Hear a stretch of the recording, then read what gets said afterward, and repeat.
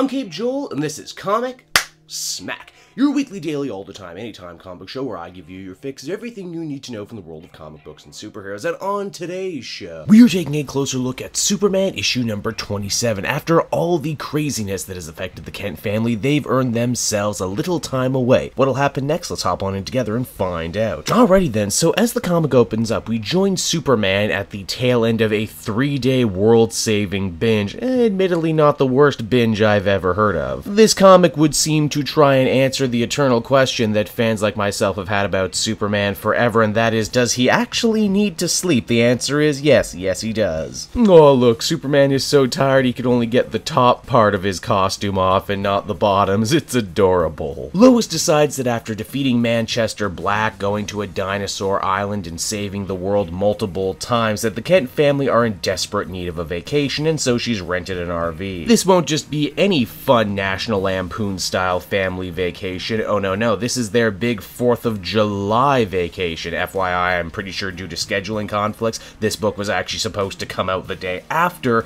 July 4th, but hey. All you need to know is that we're in store for one hell of a patriotism-tinged Superman adventure. First stop on their trip is the gravesite of Deborah Sampson, a little-known Revolutionary War hero, who disguised herself as a man and fought for American independence. Why, she even was honorably discharged and won a court case to get her military pension when it was all said and done. Being the daughter of a general, Lois Lane feels a great amount of kinship with this young woman. While on the road to their next stop, the Kents come across one of those coexist bumper stickers, and they learn a little lesson about religious and spiritual freedoms in America. And I mean, really, is there anything more American than learning an important, much-needed lesson about harmony from a bumper sticker? They're lucky it wasn't a Gear Done decal or a pair of truck nuts. Next up, young John gets to choose the spot, and he wants to go visit the 107th Infantry statue honoring World War I heroes in New York City. John says he likes this particular statue just because of how raw it is in its depictions of the horrors of war. The statue is unfortunately covered in graffiti, but Superman being Superman is able to fix it in the blink of an eye. Oh, but the road trip's not done yet. They head over to Philadelphia to see where the Declaration of Independence was made, and Superman talks about his love for the Founding Fathers. He also uses his amazing X-ray vision to tell the guy working there that he should check for water damage. Oh, how helpful Superman is. Oh, but wait, we're not done yet. We still have one last scene of patriotism so heartwarming it would cause Uncle Sam's beard to grow 3 inches. You see, the Kent family find a kindly disabled veteran begging for change outside of a restaurant, and what do? They invite him to come in and eat with them. The restaurant hostess takes offense to this, saying that they have the right to refuse service to anyone and that he might make some of the other patrons uncomfortable. I don't know why. It's not like he was suffering from mental problems or anything. He just seemed like a normal dude in a wheelchair. The vet tells the Superman family about his experiences over in Iraq in 2003 and the accident that cost him his leg. Ooh, okay, about this. Whenever you bring up real wars around Superman and in the DC universe as a whole, I'm forced to eventually ask this question, that is, why didn't Superman or the Justice League stop the war? Furthermore, if Desert Storm 2 ended up being a thing, I guess that means 9/11 happened. Why didn't Superman stop it? They were just in New York a couple pages ago. All that aside, as the comic begins to wind down, we leave on another heartwarming family scene as young John falls asleep, tuckered out from his big adventures of the day. Superman and Lois decide to take some time for themselves, have a glass of wine, and get a little romantic, before Superman is unfortunately called away on important Justice League business, but he swears to meet the family at the next destination in a couple days. So that was Superman issue number 27, everyone, and it was the beginning of a fun, nice little breather issue arc. I'm a sucker for a good road trip movie, and it's definitely nice to see the Superman family when the world isn't ending and when they don't need to be punching stuff. It's cute to see Jonathan Kent learn a little bit more about American history. I could see this comic being very useful for history classes. This story definitely tries to explore Superman as the American icon, only, you know, the American icon with a Canadian co-creator. They definitely try and show Superman revering the quote-unquote real heroes in hopes that the reader will want to do the same, and that's always nice. Was it ultimately a little cheesy in parts? Sure, it was American cheesy, draped over a nice warm apple pie. And really, if that's the worst thing I can say about it, then I guess it was doing alright. Overall, I feel comfortable giving this one an 8 out of 10. So there's your taste of Superman for the week, everyone. I hope you liked it, and as always, why not check out some of these other videos I've worked on from throughout the week. Then you can always follow me on social media at Cape Joel. Want to catch up on this or any other comic in trade? You can by heading on over to Book Depository. I have a link down in the description, and if you use it, you'll not only get a great deal, but you'll be supporting me while you're at it. So until next time, everyone, this has been Cape Joel. Thank you for watching.